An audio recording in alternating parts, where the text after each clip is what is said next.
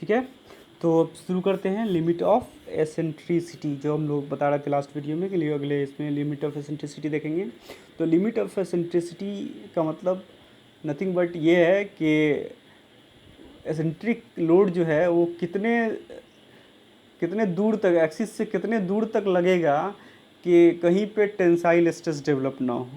जैसे कि हम लोग देख रहे थे ना कि कोई कॉलम है ना, तो इस कॉलम में इसका ये सेंट्रल एक्सिस ये है, तो लोड ये जो यहाँ पे लग रहा है, लेकिन इस लोड को थोड़ा सा और दूर कर दिया जाए, तो और दूर कर दिया जाए, एकदम यहाँ पे लास्ट ही में ला दिया जाए, तो कहाँ तक रखना सेफ़ होगा, है ना, कि यहाँ पे होगा, कितने दूर तक अगर रखेंगे तो इसको कोई दिक्कत नहीं होता। तो कोई दिक्कत नहीं होने का क्या सेंस मतलब हुआ, कोई दिक्कत न होने का क्या मतलब समझ रहे हैं आप लोग? कोई दिक्कत नहीं हो कि मतलब कि उसमें जो है कोई जो है टेंसाइल स्ट्रेसेस जो हैं उस कॉलम में डेवलप ना हो, ये दिक्कत ना होने का मतलब होता है। कि जैसे हम लोग देखते हैं कि यहाँ पे कोई भी लोड अगर लग रहा होगा तो इधर तो ठीक है, इस पूरे इस साइड में जो है कंप्रेसिव स्ट्रेस बढ़ने लगता है, तो वो ठीक है, वो कंक्रीट, लेकिन इस साइड क्या होता है, कंप्रेसिव स्ट्रेस घटना शुरू होता है, घट के जीरो होता है, फिर टेंसाइल शुरू हो जाता है। तो जैसे ही टेंसाइल स्ट्रेस डेवलप होगा तो ये फटना शुरू कर जाता है ना, क्रैक होना शुरू हो जाता है, तो वो हम लोग को नहीं चाहिए होता है। तो इस साइड क्या होता है, मिनिमम स्ट्रेसेस होते हैं, तो वो जो है हमेशा ज़ीरो से ज़्यादा हो, वो कंप्रेसिव ही रहे, टेंसाइल ना हो, तो वो सेफ कंडीशन होता है। तो इसके लिए एसेंट्रिसिटी का जो वैल्यू होगा, मैक्सिमम वैल्यू, उसको हम लोग लिमिट ऑफ एसेंट्रिसिटी बोलेंगे, ठीक है। तो टेंशन ना हो सेक्शन में, इसके लिए सिग्मा मिनिमम को greater than equal to zero होना चाहिए, है ना, एटलीस्ट कम से कम जीरो तो हो या उससे ज़्यादा हो। तो सिग्मा मिनिमम जो हो ग्रेटर देन जीरो हो, तो सिग्मा मिनिमम होता क्या है, sigma not minus sigma B, वो ग्रेटर देन जीरो होना चाहिए।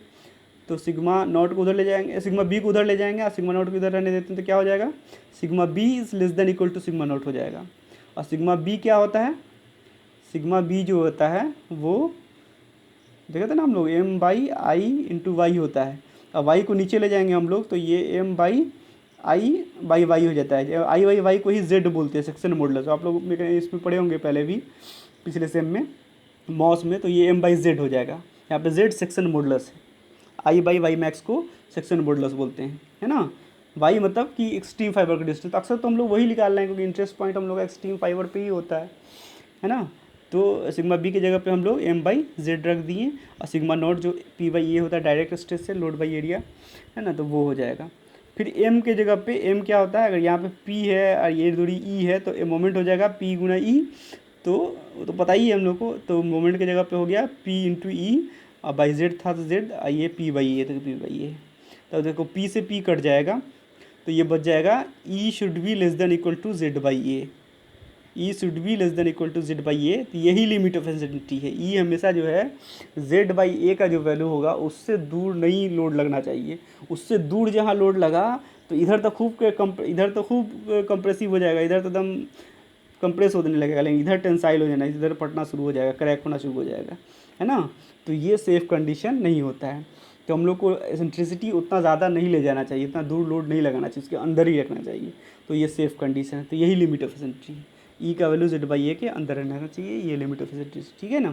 तो ये केस हम लोग देखेंगे कि ये जो एसेंट्रिसिटी का जो वैल्यू है रेक्टेंगुलर सेक्शन के लिए कितना होगा और सर्कुलर सेक्शन के लिए कितना होगा, कहाँ तक सर्कुलर सेक्शन में लोड रखना चाहिए और कहाँ तक रेक्टेंगुलर में रखना चाहिए, ठीक है। तो ये हम लोग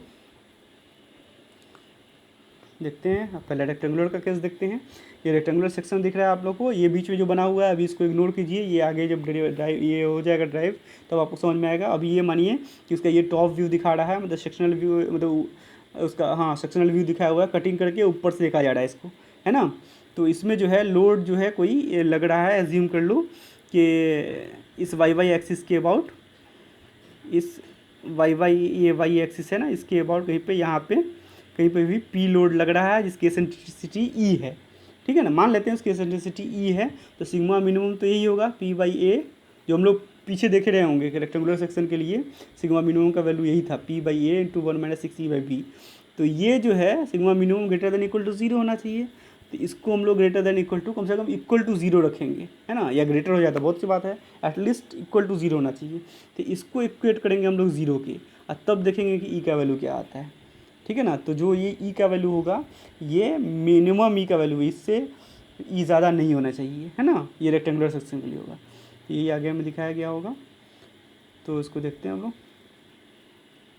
हाँ, तो सिग्मा मिनिमम जो है ग्रेटर देन इक्वल टू 0 होना चाहिए। तो इसको उसने इस वैल्यू को ग्रेटर देन इक्वल टू 0 किया, तो पी बाई ए जो था ये पॉजिटिव कार्ड उधर 0 की तरफ जाएगा, तो वो भी बन के 0 ही हो गया। तो बचा ये आपका, है ना। तो ये इतना जो है, फिर इसको इस 6e/b को भी उस 0 की तरफ ले गया, तो 1 इज़ ग्रेटर देन इतना हुआ, ठीक है ना। तो फिर b को इधर रखा और 6 को इधर भेज दिया, तो b/6 is greater than equal to 0 हो गया। इसका मतलब e should be less than equal to b/6।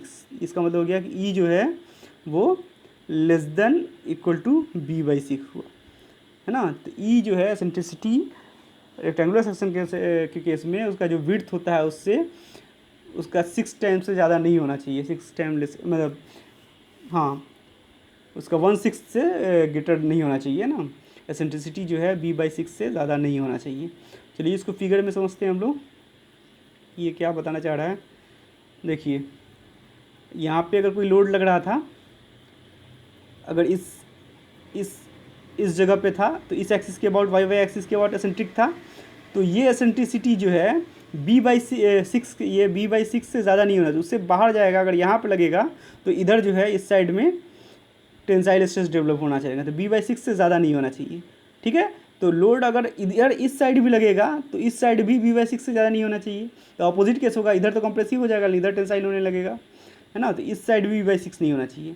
अच्छा वो छोड़ो, लोड अगर इस एक्सिस के लॉन्ग यहाँ पे लग रहा है, मान लो कि इस एक्सिस में कहीं पे लग रहा है, तो इस एक्सिस में d/6 से दूर नहीं होना चाहिए, है ना। सारा कैलकुलेशन वैसा ही होगा। तो उसमें आंसर आपका आएगा कि अगर एक्सिस के लॉन्ग लोड लग रहा है तो वो जो है इसके लिए कैलकुलेशन करोगे, इस एक्सिस के अबाउट सारा कैलकुलेशन करोगे तो आपको आएगा, इस इधर के अबाउट किया था ना तो b/6 है एसेंट्रिक, इधर के अबाउट करोगे तो पता लगेगा d/6 से दूर पे नहीं होना चाहिए ना। मैक्सिमम जाएगा तो d/6, तो ये भी d/6 होगा, ठीक है। तो हम लोग को ये समझ में आया कि लोड जो है इतने एरिया के ही अंदर रहना चाहिए, है ना। इससे दूर जाएगा तो लो एसेंट्रिसिटी पैदा हो जाएगी, मतलब ये टेंसाइल स्ट्रेस डेवलप हो जाएगा, है ना। एसेंट्रिसिटी इससे ज़्यादा नहीं होना चाहिए। तो b/6 इधर और b/6 इधर, तो टोटल हो गया b/3, है ना। तो ये टोटल b था उसमें, b/3 से बाहर लोड नहीं जाना चाहिए, है ना। उससे इधर लोड नहीं लगना चाहिए। फिर इधर देखो, इधर भी d/6, इधर d/6, ये दिख रहा होगा, ये d/6 है हम लोग का, और इधर ये भी d/6, तो टोटल कितना हुआ d/3, है ना, d/3। और ये टोटल सेक्शन था ही d, तो मतलब इसके d टोटल था, d/3 के अंदर ही लोड रहना चाहिए। इधर जो है b टोटल इसका विड्थ था और उसमें b/3 के अंदर ही लोड होना चाहिए।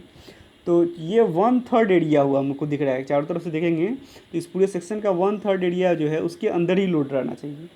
तो इस लिमिट ऑफ एसेंट्रिसिटी जो रेक्टेंगुलर सेक्शन होता है, इसको हम लोग 1/3 रूल भी बोलते हैं। मतलब जो हम लोग का लोड होना चाहिए वो उस सेक्शन के 1/3 एरिया तक ही रहना चाहिए, ठीक है ना। इसको 1/3 रूल भी बोलते हैं, या मिडिल थर्ड रूल, है ना, कि मिडिल थर्ड हिस्से में ही होना चाहिए। तो देखो उसको आगे में यही समझाया गया होगा कि टेंशन न हो, उसके लिए एसेंट्रिसिटी मैक्सिमम कितना होना चाहिए b/6, ठीक है ना। तो ये जो है लोड, इसका मतलब कि मिडिल थर्ड जो है, मिडिल थर्ड हिस्सा में जो है इसी में लोड रहे, b/6 उधर, b/6 इधर भी, तो b/3 एरिया में ही लोड रहे। तो अगर लाइन ऑफ एक्शन अगर इसी के अंदर रहता है, मिडिल थर्ड में ही रखता है, तो कोई जो है आपको क्या बोलते हैं, कोई टेंसाइल स्ट्रेस डेवलप नहीं होगा।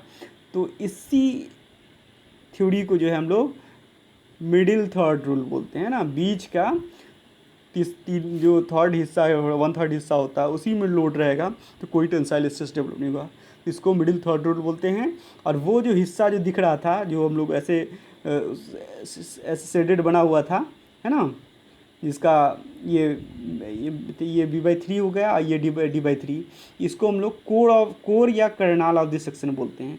मतलब इस सेक्शन के इसी हिस्से में लोड रहना चाहिए, इससे बाहर जाएगा तो टेंसाइल स्ट्रेसेस डेवलप होंगे। समझ में आया। Line of action of the load जो होना चाहिए वो मिडिल थर्ड पोर्शन में ही होगा। इसके अंदर है तो ठीक है, हर जगह कंप्रेसिव लोड होगा, इससे जहाँ बाहर जाएगा तो फिर टेंसाइल स्ट्रेस डेवलप होने जाएंगे, ठीक है। तो ये बात ये रहा। मिडिल थर्ड रूल याद रखना है ना, ये इसके लिए होता है रेक्टेंगुलर सेक्शन के लिए। अब हम लोग देखेंगे सर्कुलर सेक्शन के लिए। तो आते हैं सर्कुलर सेक्शन में। तो ये रहा हम लोग का सर्कुलर सेक्शन, ये दिख रहा होगा आप लोग को, एक सर्किल है।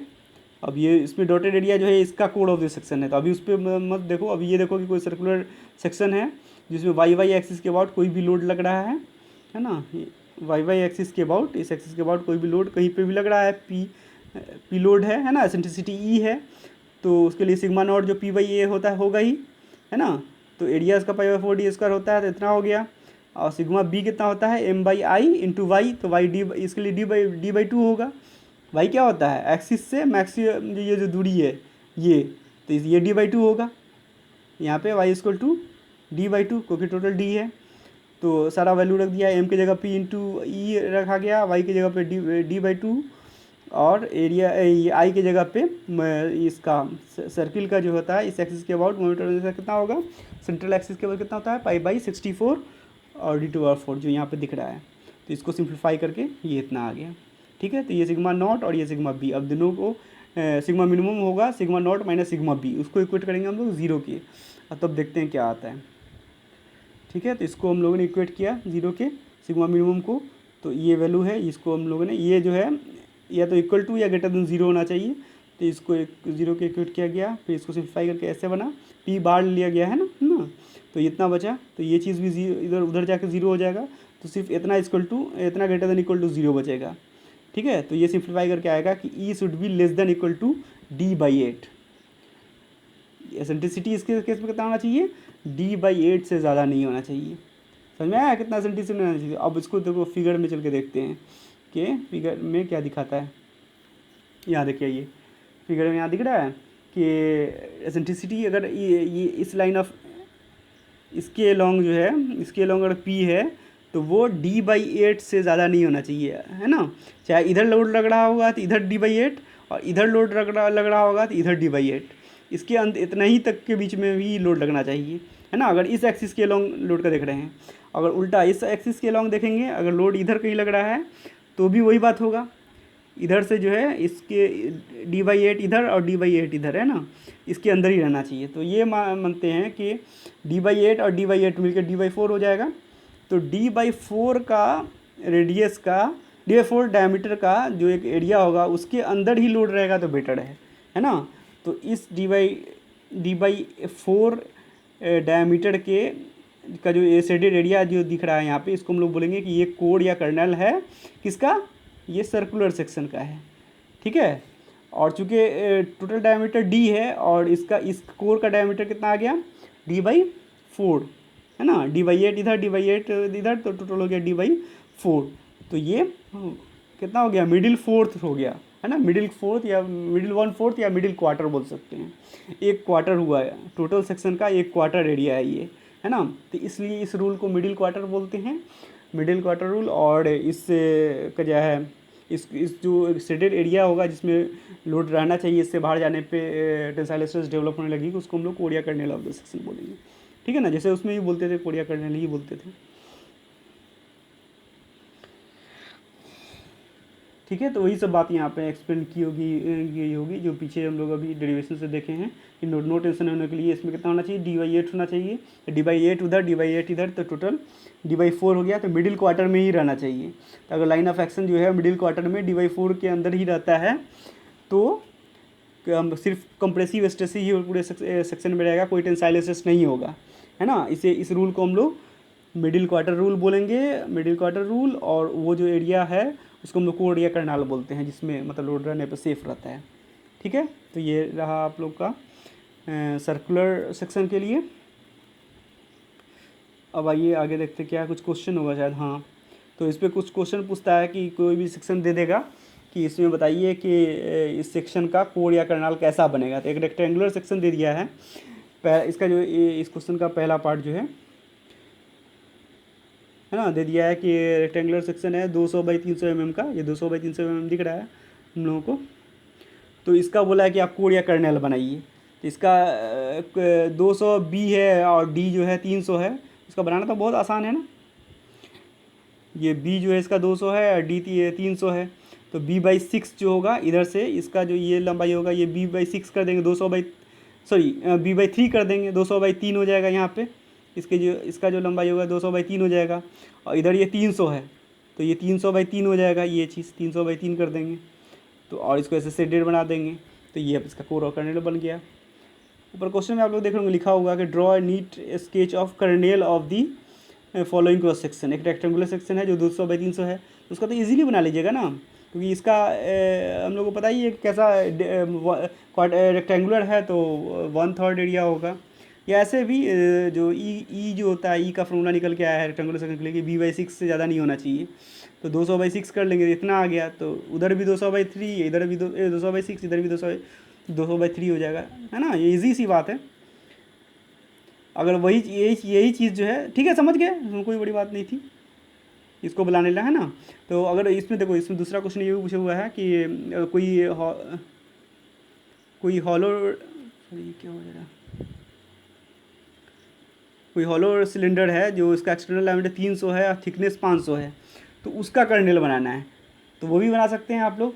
उसके लिए क्या करना होगा आपको, उसके लिए भी limit of eccentricity E should be less than equal to z/a कीजिएगा ना, तो इसमें आपको ई आ जाएगा। जैसे ई पता चल गया तो दोनों साइड ई दिखा दीजिए आप, है ना। तो उससे करके आप कर्नेल बना सकते हैं। दोनों के चारों साइड जो है आपका कोई रेक्टेंगल कोई सर्कुलर अगर क्रॉस सेक्शन है तो पहले चारों साइड तो सेम ही बात होगा। तो ये e should be less than equal to z/a apply करिए कहीं भी। रेक्टेंगुलर के लिए तो रेडीमेड फॉर्मूला है, ई शुड बी b/6, और सर्कुलर के लिए d/8, है ना। लेकिन ये हॉलो पूछ दिया है तो उसके लिए आप फिर से e should be less than equal to z/a लगाइए, हॉलो का z निकालिए, हॉलो सर्कुलर सेक्शन का उसका a निकालिए, तो एसेंट्रिसिटी निकल जाएगा। फिर पूछ रहा है कि थर्ड में कि एक कोई स्क्वायर है जिसका एरिया है 400 सेंटीमीटर स्क्वायर, तो 400 सेंटीमीटर स्क्वायर है और ये स्क्वायर है, तो इसका मतलब ये कितना होगा, 20/20 होगा। इसका जो साइड होगा वो 20 सेंटीमीटर का होगा, 20/20 का एक सेक्शन है। इसका कोर बनाना है तो बहुत आसान है ना। बी साइड है तो इसके लिए आपको b/3 इधर से भी और b/3 उधर भी, उसका लेके कोर बना दीजिएगा आप, है ना। जैसे रेक्टेंगुलर का बनता था उससे भी इजी इसका बन जाएगा, ठीक है। तो आप लोग इस पर ट्राई कीजिए, क्वेश्चन बनाइए, क्लास में हम लोग डिस्कस करेंगे। बाकी जो आपके पास जो भी बुक है उस सारे से क्वेश्चन बनाइए, क्लास में हम लोग जो भी डाउट होगा वो क्लियर करेंगे होप। लेकिन इस पर जो कर्नेल बनाने पे तो कोई टेंशन नहीं होना चाहिए, रेडीमेड फार्मूला है ना। रेक्टेंगुलर के लिए b/6, E should be less than equal to b/6, और उसके लिए सर्कुलर के लिए b/8, E should be less than sorry d/8, E should be less than equal to d/8, और जो कोई भी अदर सेक्शन होगा उसके लिए वही लगाएंगे जो बेसिक फार्मूला है लिमिट ऑफ एसेंट्रिसिटी का, e should be less than equal to z/a, ठीक है। तो इस तरह से आप लोग बनाइए क्वेश्चन। नेक्स्ट फिर आगे जो नेक्स्ट टॉपिक है विंड प्रेशर, कोई वाल या चिमनी पे या कोई भी कॉलम है उस पर जो लगता है वो हम लोग नेक्स्ट वीडियो में देखेंगे, ठीक है। मिलते हैं नेक्स्ट वीडियो में।